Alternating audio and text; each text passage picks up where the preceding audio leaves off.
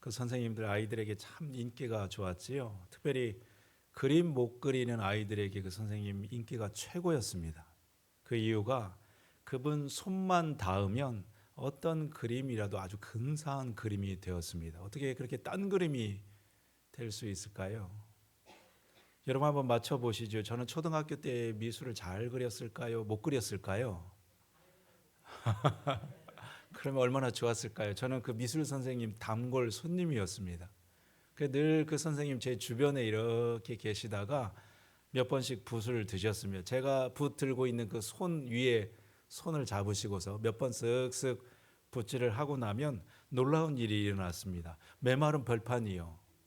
꽃길이 생기게 되는 것이고요.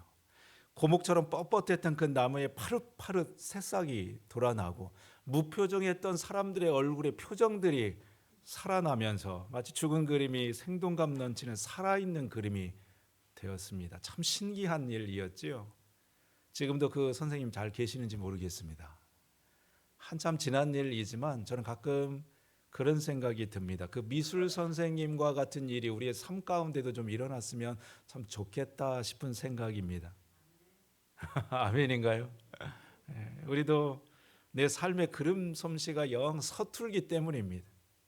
인생이라고 하는 우리 그림이 내 생각처럼 잘 그려지지 않습니다. 때로는 삐뚤빼뚤 엇나가고요. 여기저기 번지고요. 얼룩지고 엉망이 될 때가 참 많이 있습니다. 그럼 막 화가 나기도 하고요. 짜증이 납니다. 나는 그림을 잘 그리고 싶은데요. 내 인생의 그림을 정말 멋들여지고 그리고 싶은데 이게 맘 같지가 않습니다. 어느 때는 손을 대면 될수록 이게 더 엉망이 되어 갑니다. 에이, 그냥 가만 놔둘 걸. 처음처럼 되돌릴 수 있을까? 그럴 때는 누군가 내 그림을 좀 봐줬으면 좋겠습니다. 제 초등학교 미술 선생님이 그랬던 것처럼요. 누군가 쓱쓱 몇 번 붓질을 해서 우리 인생도 기적처럼 새로워지고 고쳐졌으면 참 좋겠습니다. 여러분 너무 동화 같은 이야기인지요. 그런데 성경에 보면 이와 같은 이야기들이 참 많습니다. 요셉이 그랬고요. 모세가 그랬습니다. 다윗도 그랬고요. 성경에는 온통 이와 같은 이야기들이 가득합니다. 오늘 말씀에도 또 한 사람이 나오는데요. 그가 바로 아브라함입니다. 아브라함에게는 어떤 일이 있었을까요? 오늘 말씀은 좀 슬픈 이야기로 시작이 되어집니다. 2절 말씀을 보시죠. 이렇게 기록합니다. 사라가 가나안 땅 헤브론 곧 길앗 아르바에서 죽음에 아브라함이 들어가서 사라를 위하여 슬퍼하며 애통하다가 아브라함이 그토록 사랑했던 아내 사라가 죽고 말았습니다. 어떻게 이런 일이 일어날 수 있을까요? 늘 아브라함에게 함께했던 사라였는데요. 그럼 아브라함 곁을 떠나버리고 말았습니다. 사라는 아브라함에게 둘도 없는 단짝이었죠. 둘이 고향에 떠나와서 이때까지 줄곧 함께했던 두 사람이었습니다. 위기가 또 얼마나 많았었는지요. 가슴 졸일 일이 또 얼마나 많았는지요. 그런데 그 모진 세월을 한결같이 함께했던 사라였는데 이제 아브라함 홀로 남게 된 것입니다. 이렇게 허전하고 허무할 때가요. 뭘 하고 싶지가 않습니다. 먹고 싶지도 않고요. 손에 일이 잡히지도 않습니다. 누구를 이제 의지하고 친구 삼아 살아갈 수 있을까요? 하지만 아브라함이 사라를 위해서 할 수 있는 일이 없었으며 그저 조용히 그의 장례를 준비하는 일밖에 없었습니다. 그래서 아브라함이 그가 머물고 있는 헷 족속을 찾아갑니다. 3절 4절의 말씀이지요. 그 시신 앞에서 일어나 나가서 헷 족속에게 말하여 이르되 나는 당신들 중에 나그네여 거류한 자이니 당신들 중에서 내게 매장할 소유지를 주어서 내가 나의 죽은 자를 앞에서 내가 내어다가 장사하게 하시오. 그렇게 오늘 말씀은 본문은 아브라함이 헷 족속에게 사라가 장사 지낼 만한 그 땅을 사는 내용을 아주 자세히 기록해 놓습니다. 우리 16절에서 19절 말씀도 한번 읽어볼까요? 제가 16절 말씀을 읽습니다. 아브라함이 에브론의 말을 따라 에브론이 헷 족속이 듣는 데에서 말한 대로 상인이 통용하는 은 400세겔을 달아 에브론에게 주었더니 17절 시작.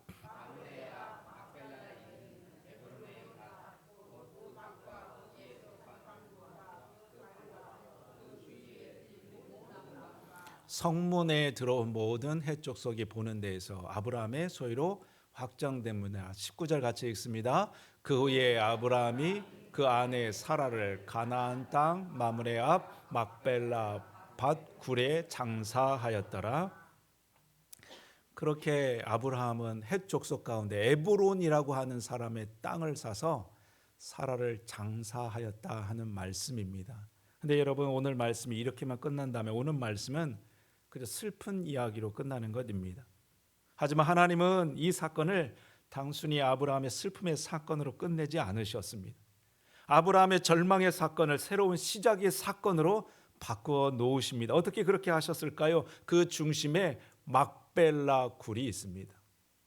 아브라함이 해쪽 속의 에브론에게 샀던 그 땅 막벨라 굴입니다. 아브라함은 이 땅을 사라를 위해서 그의 죽음을 장사하기 위해서 그 땅을 샀던 것이지요. 그런데 하나님은 그 땅을 이스라엘이 장차 얻게 될 약속의 땅으로 바꾸어 놓습니다. 우리 18절 있는 말씀을 다시 한번 보시지요. 18절 말씀에 성문에 들어온 모든 해족속이 보는 데에서 아브라함의 소유로 확정된지라. 여기 중요한 단어가 소유라고 하는 단어입니다. 아브라함이 막벨라굴을 해쪽 속의 에브론에 구입함으로써 이제 그 땅이 아브라함의 소유지가 되었다는 말입니다. 그런데 이 말씀이 20절에 한 번 더 반복됩니다. 20절 말씀 우리 같이 한번 읽도록 하겠습니다. 이와 같이 그 밭과 거기에 속한 굴이 해쪽 속으로부터 아브라함이 매장할 소유지로 확정되었지라. 여기 반복된 단어가 소유지입니다. 이 소유지라는 말은 히브리 말로 아후자입니다. 근데 이 단어가 여기에 처음 사용된 것이 아니라 처음 사용된 것은 창세기 12장에 있는 말씀입니다. 하나님께서 아브라함을 처음 부르실 때 하셨던 말씀 12장에 이렇게 기록이 되어집니다. 너는 너의 본토 친척 아비집을 떠나 내가 내게 지시할 땅으로 가라. 내가 너로 큰 민족을 이루고 내게 복을 주어 내 이름을 창대케 하리니 너는 복이 될지니라. 올해 우리의 표 말씀이기도 합니다. 이 말씀을 가지고 하나님은 아브라함을 그 땅에서 불러내셨습니다. 그리고 이어서 아브라함이 하신 약속이 창세기 12장 7절 말씀에 이렇게 기록되는데요. 내가 내 자손에게 땅을 주리라 하는 약속이었습니다. 하나님은 아브라함에게 땅을 약속하셨습니다. 여러분, 이때 사용된 단어가 바로 이 아후자입니다. 성경이 지금 그 땅을 기록하고 있습니다. 아브라함에게 처음 주기로 약속했던 그 땅 아후자. 그런데 그 땅이 이제 아브라함의 것으로 확정되었다고 말씀하고 있습니다. 아브라함은 그 땅을 하나님의 약속의 땅으로 믿고 샀던 것이 아닙니다. 아브라함은 단지 죽은 자를 매장하기 위해 그 땅을 샀던 것인데요. 그런데 그 땅을 하나님은 약속을 위한 성취의 땅으로 바꾸어 놓으신 것입니다. 다시 말하면 절망의 땅을 소망의 땅으로요, 죽음의 땅을 생명의 땅으로 바꾸어 주신 것입니다. 이것을 두 번 강조합니다. 18절에 한 번, 20절에 한 번. 무슨 말일까요? 하나님께서 반드시 그렇게 하시겠다는 확증입니다. 여러분, 아브라함은 잃어버린 인생이었죠. 그는 실패한 인생이었습니다. 가장 소중한 것을 잃어버렸으니 그에게 무슨 소망이 있었을까요? 그러나 하나님은 그를 얻는 인생으로 바꾸어 놓으셨습니다. 사라의 죽음으로 모든 것이 끝나버린 인생을 하나님은 다시 시작하는 인생으로 바꾸어 놓으셨습니다. 아무리 손대도 고쳐지지 못할 그 어긋난 인생을 하나님은 치유하시고 고치셔서 당신의 언약을 성취하는 믿음의 도구로 삼으신 것입니다. 여러분, 그 아브라함이 하나님이 오늘 우리와 함께 하시는 저와 여러분의 하나님이심을 기억할 수 있기를 바랍니다. 그 하나님은 우리도 고치십니다. 우리의 지난 모든 실패와 아픔도요, 얼룩도 좌절도 우리 안에 있는 불안과 두려움도 고치셔서 당신의 선한 도구 삼아 주시는 것입니다. 그래서 여러분, 우리의 끝은 하나님의 시작이 됩니다. 우리의 실패는 하나님의 새로운 출발이 됩니다. 이와 같은 은혜가 저와 여러분께 함께 할 수 있기를 축복합니다. 우리 하나님은 우리를 고치시는 하나님이시기 때문입니다. 지난 주간에 제가 역전이라고 하는 책을 읽었는데요. 한 목사님의 이야기가 기록되어져 있습니다. 그 목사님 IMF가 한참일 때 서울역 근처에서 노숙자 사역을 하셨습니다. 말이 노숙자 사역이지요. 순 알코올 중독자들하고 거리 불량자들 뒤치작거리 하는 것이 이 목사님의 일의 대부분이었습니다. 건물이 마땅치 않으니까요. 건물 옥상에다가 천막을 치고 예배를 드리는데요. 교인이라고 해봤자 노숙자 2명이었습니다. 이 노숙자분들 멀쩡하게 예배가 시작될 때에는 예배를 드리는데요. 설교만 시작하면 조는 겁니다. 그러다가 언제 깨어날까요? 이제 식사할 시간이 되면 기가 막히게 눈을 뜨고 일어나는 것입니다. 목사님 낙심이 되었지만 그래도 졸면서도 예배 나오는 그 2 사람이 너무나 귀했습니다. 근데 한 번은 이런 일이 있었지요. 알코올 중독자 되시는 분에게 급하게 전화가 왔습니다. 전화 속에 하는 말이 내가 너무 아프다는 이야기이지요. 근데 지금 해야 할 일이 너무 많이 있으니까요. 그 목사님 그분에게 하는 말이 약 타오신 것 있지요? 그거 드시고 계세요. 제가 내일 꼭 갈게요. 그렇게 하고서 일을 하게 되었는데 일이 너무 많이 있으니까요. 다음 날 가지 못하고 며칠 후에 그분 집에 찾아가게 되어졌습니다. 근데 그분 삐지셨는지요. 이불을 뒤집어 쓰고 뒤돌아 앉아 있습니다. 문 앞에서 몇 번 그분의 이름을 불러대는데 아무런 미동이 없습니다. 이상한 생각이 들어 얼른 방 안으로 들어가 이불을 탁 들쳤는데요. 코에서 찌르는 그 악취와 함께 전기장판자 위에 끈적끈적한 액체가 흘러내려왔습니다. 죽은 지 며칠 되어서서 시체 썩은 물이 흘러나온 것입니다. 이 목사님 충격을 받았습니다. 그 알코올 중독자 된 그분을 자기 때문에 죽게 했다고 이 죄책감 때문에 아무 일도 할 수가 없었습니다. 그리고 잠깐 지난 후에는 하나님 앞에 막 소리치며 외쳤습니다. 아니 내가 뭘 그렇게 크게 잘못을 저질렀습니까? 제가 놀다가 그렇게 된 것입니까? 제가 얼마나 노숙자들을 위해서 정신없이 바빴는지 당신이 더 잘 알지 않습니까? 하나님 어떻게 나한테 이럴 수 있습니까? 하나님 앞에 막 따져 물었습니다. 그리고 다시는 내가 이런 일을 하지 않겠노라고 마음문을 닫아버렸습니다. 그런데 그날 저녁에 하나님께서 그에게 찾아오셨습니다. 그리고 조용히 음성으로 들려주시며 그에게 하신 말씀이 너의 잘못이 아니라고, 내가 그들을 위해서 얼마나 애쓰고 노력했는지 내가 잘 안다고, 내가 그들 때문에 너를 보낸 것이라고 그의 마음을 어루만지시고 고치셨습니다. 그 목사님 며칠 지난 후에 다시 그 사역을 시작한 것이지요. 그러나 고통이 거기서 끝나지 않았습니다. 정성으로 돌보던 한 노숙자가 술이 잔뜩 취해가지고 그 천막 교회에 와가지고 그 물건들을 다 엉망으로 만들어 놓으며 몸싸움을 하다 그만 임신한 아내를 밀쳐냈는데요. 양수가 터지고 말았습니다. 이제 겨우 6개월 된 그 뱃속의 아이인데요. 병원에 급하게 찾아갔지만 이미 늦었다고 방법이 없다는 것입니다. 아이는 뱃속에 있어도 죽고 나와도 죽는다는 것입니다. 그러니 결정하라는 것이지요. 선택하라는 것입니다. 아이를 꺼내는 수술하는 애 서류에 서명하라고 하는 것입니다. 여러분 그때 그 마음이 어땠을까요? 아비가 아이의 죽음을 동의하는 그 사인을 해야 될 때에 그 마음이 어땠을까요? 갑자기 그 노숙자들에게 증오와 분노가 치밀었습니다. 은혜도 알지 못하는 놈들을 위해서 내가 뭐 하고 있는가? 하나님 진짜 그만두고 싶습니다. 이들은 아무 희망도 소망도 없습니다. 내가 왜 이 일을 해야 됩니까? 그러던 어느 날 하나님께서 꿈속에서 그에게 다시 찾아오셨습니다. 그리고 십자가에 예수님을 보여주셨습니다. 나도 내 아들이 죽어가는 것을 보고 너처럼 아팠단다. 왜 내 아들 예수가 죽어야 했을까? 바로 너를 위해서였지. 사랑하는 아들아, 이게 내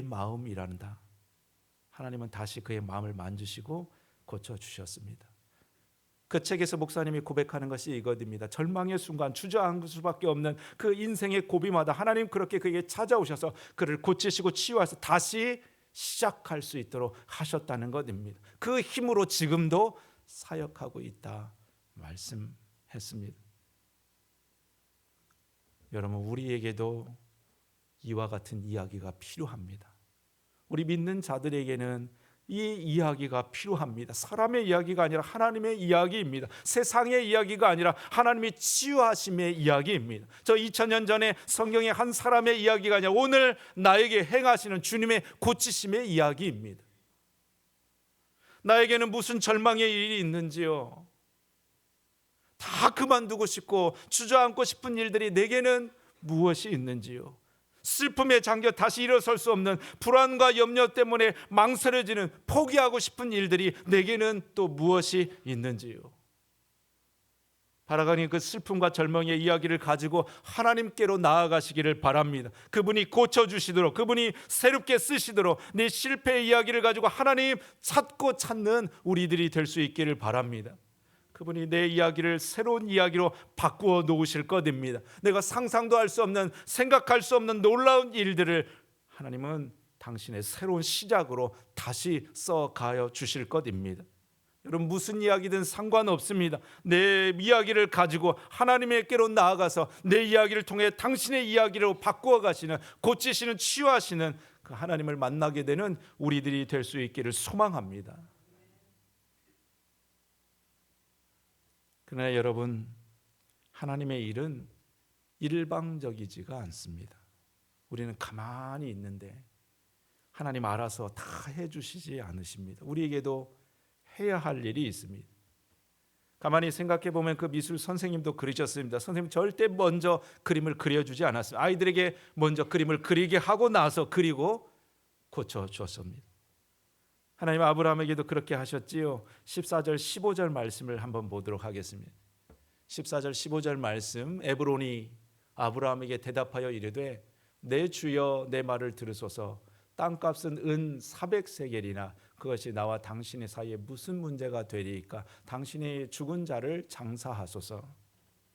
땅의 주인이었던 에브론이요, 아브라함에게 하는 말이 당신과 내 사이가 어떤 사이인데 돈 받고 땅을 팔겠습니까? 그냥 줄 테니까 장사하십시오. 그러나 아브라함은 그렇게 하지 않았습니다. 그 값을 그대로 지불합니다. 16절 말씀 우리 한번 같이 한번 읽어보실까요? 아브라함이 에브론의 말을 따라 에브론이 헷 족속이 듣는 데서 말한 대로 상인이 통용하는 억 400세겔을 달아 에브론에게 주었더니. 여러분, 요즘 수촌리의 땅값이 얼마인지요? 요즘에 공주의 땅값이 많이 올랐지요? 땅 한 평 살려면 얼마 줘야 되는지요? 우리 땅 많이 가지고 계신 성도님 누구 계세요? 땅 한 평 살려면 얼마를 줘야 되는지요? 모르셔요? 근데 만일 여러분 그 원래 줘야 될 땅값보다 더 비싼 가격을 부르면 여러분 그 땅을 사실까요? 안 사실까요? 안 사시는가요? 여러분, 에브론이 부른 땅값이 그랬습니다. 에브론이 땅값으로 부른 은 400세겔은 당시 땅값으로는 너무 비싼 가격이었습니다. 비싸도 너무 비싼 가격을 부른 것입니다. 그런데 아브라함은 그 값을 한 푼도 깎지 않습니다. 헷 족속이 제시한 그 값을 그대로 주고 삽니다. 아니, 그냥 주겠다는데요. 그냥 공짜로 가져가 장사하라는데요. 아니, 터무니없이 비싼 가격을 부르는데요. 손해보는 장사를 왜 합니까? 하지만 아브라함은 기어코 그 값을 지불하고 그 땅을 삽니다. 그것으로 흥정하지 않았습니다. 여러분, 우리의 신앙도 이렇게 값을 치러야 할 때가 있습니다. 우리가 감당해야 할 나의 몫이 있습니다. 내가 지금 지불해야 할 나의 값은 무엇인가요?